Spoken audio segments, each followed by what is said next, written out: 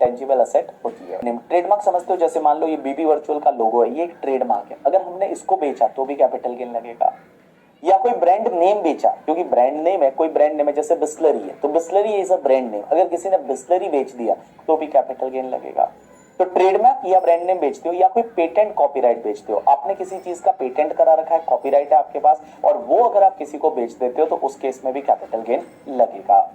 अब एक होता है right to carry on any business and profession. अब आप बोलोगे ये right to carry on any business and profession क्या होता है? एक बात बताइए मुझे, क्या आप लोग कहीं पे भी जाके और अल्कोहलिक लीकर की दुकान लगा सकते हो क्या? मतलब शराब की दुकान बहुत बुरी चीज है, ठीक है, बट आप एक बात बताओ, क्या आप अपनी मर्जी से दुकान लगा सकते हो क्या? आप अपनी मर्जी से दुकान लगा सकते हो क्या कहीं पे जाके और शराब की दुकान है वो लगा लो? नहीं लगा सकते ना। क्यों नहीं लगा सकते? क्योंकि आपको इसके लिए लाइसेंस चाहिए। अब होता क्या है, हमारे राजस्थान की मैं अगर बात करूं तो राजस्थान में जो शराब की दुकानें होती है, वो शराब की दुकानें वो लोग लॉटरी से अलॉट करते हैं। मींस लॉटरी जो है वो लॉटरी से अलॉट करते हैं। अब एक बात समझना, हमारे एरिया में सबसे अच्छा जो दुकान रहती है, जो सबसे ज्यादा पैसे कमाती है, वो रहती है माउंट आबू में। माउंट आबू जो एरिया है वहां सब, गुजरात में शराब बैन है तो गुजराती लोग सब माउंट आबू आते हैं।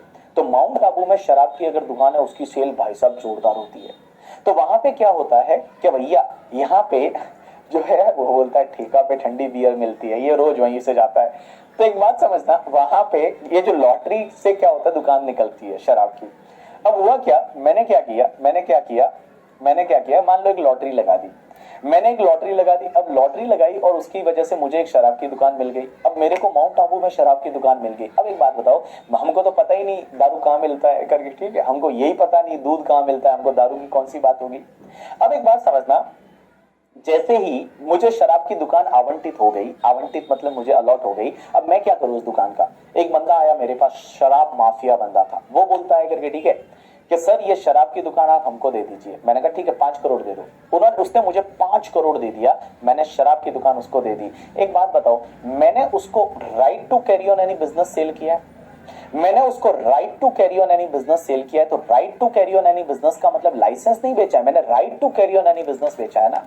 मैं शराब का बिजनेस करने का जो राइट है, मैंने वो उसको बेचा है। क्या सुबह सुबह बात कर रहे हो? बट एग्जांपल के लिए मुझे ये समझाना ही पड़ेगा, right to carry on any business या प्रोफेशन के लिए। एक होता है टेनेंसी राइट। अब एक बात समझना, टेनेंसी राइट क्या होता है? आप बोलेंगे टेनेंसी राइट, टेनेंसी राइट क्या होता है? टेनेंसी राइट बेसिकली क्या होता है बेटा, कि आपने सुना होगा बहुत बार कि अपन अपने जो अग्रीमेंट होते हैं ना, जो घर के भाड़े के अग्रीमेंट है, वो मैक्सिमम कितने टाइम के बनाते हैं? आपने देखा होगा कि हम घर के भाड़े के अग्रीमेंट है वो नॉर्मली 11 महीने के बनाते हैं महाराष्ट्र में। रजिस्टर्ड अग्रीमेंट है तो वो 5 साल का बनाते हैं। बट भैया मैं बताऊं, यहाँ पे सिर्फ 11 महीने का ही अग्रीमेंट बनाते हैं। इसके पीछे का रीजन क्या है? इसके पीछे का रीजन क्या होता है पता है?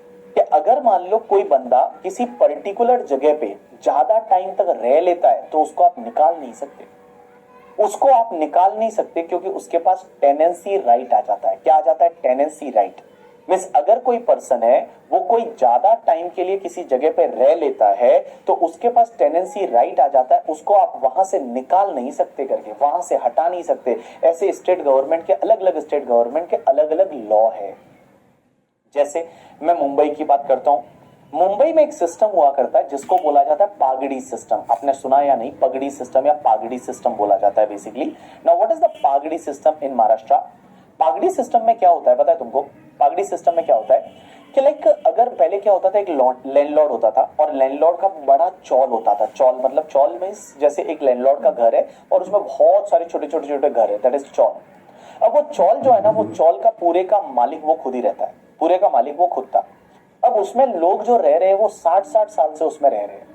मैं 60 ईयर्स से वो लोग क्या कर रहे हैं, उसमें रह रहे हैं। 60 ईयर्स से उसमें रह रहे हैं। कोई 50 साल से रह रहा है, कोई 60 साल से रह रहा है। वो क्या करते हैं, छोटा छोटा भाड़ा देते रहते हैं। महीने का 25 रुपया 30 रुपया भाड़ा रहता है। ऐसे आपने देखा होगा चौल में जो लोग रहते हैं वो 25-25 30-30 50-50 साल से रहते हैं। और भैया वो जो है वो कुछ ना कुछ भाड़ा देते हैं। क्या वो जो ओनर है, लैंडलॉर्ड है, वो उनको आज हगाल सकता है वहां से कि बोले भागो यहां से? बोले नहीं, हमारे पास राइट है। That is called tenancy right. That is called tenancy right. Tenancy right का मतलब किसी के पास में कोई टेनेंट था और उसके पास वो राइट आ गया, उसको आप निकाल नहीं सकते वहां से। वो भाड़ा देता रहेगा, आप उसको निकाल नहीं सकते। लेकिन एक बात बताओ, मैंने उसको बोला भाग यहां से, मैं तेरे को 5 लाख देता हूं। उसने बोला ठीक है, भागो यहां से करके, ठीक है। तो वो गया वहां से, उसको 5 लाख दिया, तो मैं बताऊं उसने 5 लाख में अपना टेनेंसी राइट बेचा है। उसने 5 लाख में अपना टेनेंसी राइट बेचा है, और टेनेंसी राइट अगर उसने 5 लाख में बेचा है तो उस पर भी कैपिटल गेन लगेगा, उस टेनेंसी राइट पे भी कैपिटल गेन लगेगा करके, ठीक है। और यहां टेनेंसी राइट का मतलब वही होता है कि जब आप पर्टिकुलर टाइम से ज्यादा टेनेंट रहते हो तो उस पर्टिकुलर केस में आपके पास राइट आ जाता है, आपको उस घर से बेदखल नहीं किया जा सकता, और अगर किया जाता है तो आपको पैसे दिया जाएगा, तो इसका मतलब आपने टेनेंसी राइट सेल किया है। ये लूम आर्ट्स क्या होता है एक बार में समझ लेना, फिर अगर आपने बोला ना वापस रिपीट कर लो, मैं नहीं करने वाला।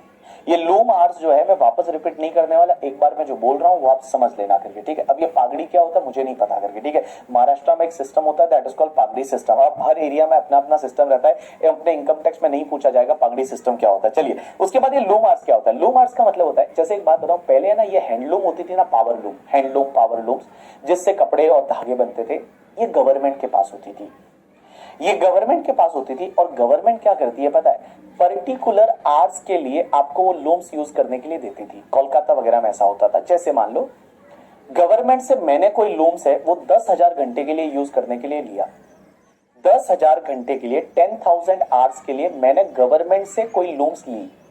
अब मेरे को तो इतने घंटे यूज करना नहीं था, तो मैंने क्या किया, उसमें से 5,000 घंटे किसी और को बेच दिए कि चल 5,000 घंटे तू लूम्स को यूज कर ले, मेरे को नहीं करना, तू कर ले 5,000 घंटे लूम्स को यूज।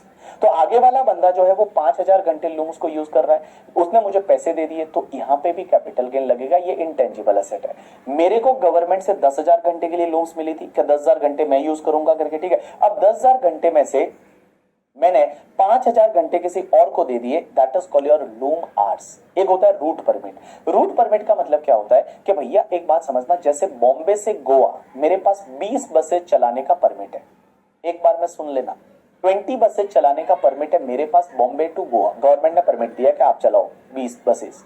अब मेरे को 20 बसें चलानी नहीं है, तो मैंने क्या किया, 10 बसेस का परमिट है वो अनुराग को दे दिया, 10 बसें चलाने का परमिट जो है वो अनुराग को दे दिया करके, ठीक है। अनुराग को दे दिया तो अनुराग है वो 10 बसें चलाएगा, और उसने मुझे पैसा दे दिया, तो यहां पे भी कैपिटल गेन लगेगा, that is called route permit या कैरेज परमिट बोलते हैं उसको करके, ठीक है। So this is all called आपकी इंटेंजिबल असेट। 8 इंटेंजिबल असेट पे कैपिटल गेन लगेगा। सेल्फ जनरेटेड है कॉस्ट निल ले लीजिए, बाकी वाले में परचेज की हुई है तो परचेज प्राइस लीजिए। कौन कौन सी, गुडविल ऑफ बिजनेस और profession, trademark, brand name, patent, copyright, right to carry on any business and profession, tenancy right, loom arts and route permit.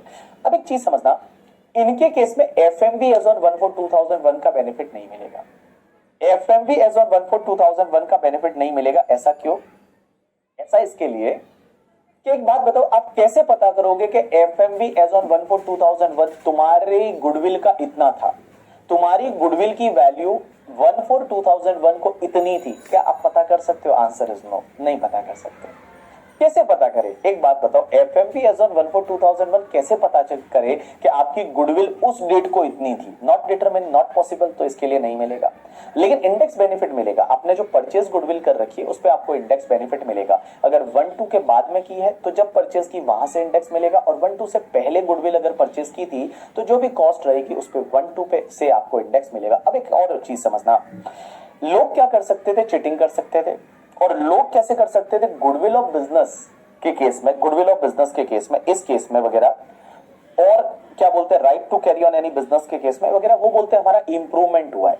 जैसे एक बात बताओ, आपने एक पार्टी थ्रो की, आपने एक पार्टी थ्रो की, पार्टी लोगों को दी, और पार्टी थ्रो की, बोला ये इंप्रूवमेंट, गुडविल के इंप्रूवमेंट के लिए खर्चा है, तो हम इसको इंप्रूवमेंट में ले लेंगे। इन्होंने बोला कि जो गुडविल ऑफ बिजनेस है, right to carry on any business and profession है, एंड पेटेंट कॉपीराइट है, इनके केस में इंप्रूवमेंट पे कोई खर्चा किया है वो भी हमेशा निल आएगा। इंप्रूवमेंट पे आपने कोई भी खर्चा किया है वो हमेशा निल आएगा। किस पे? गुडविल ऑफ बिजनेस और प्रोफेशन पे, right to carry on any business and profession पे, एंड गाइस आपका पेटेंट एंड कॉपीराइट पे। इस पे इंप्रूवमेंट पे भी आपने कुछ भी किया तो हमेशा निल लेने का। इंप्रूवमेंट इसका क्या लेने का? निल लेने का। चलिए तो एक काम करिए, इसके आगे एक और पॉइंट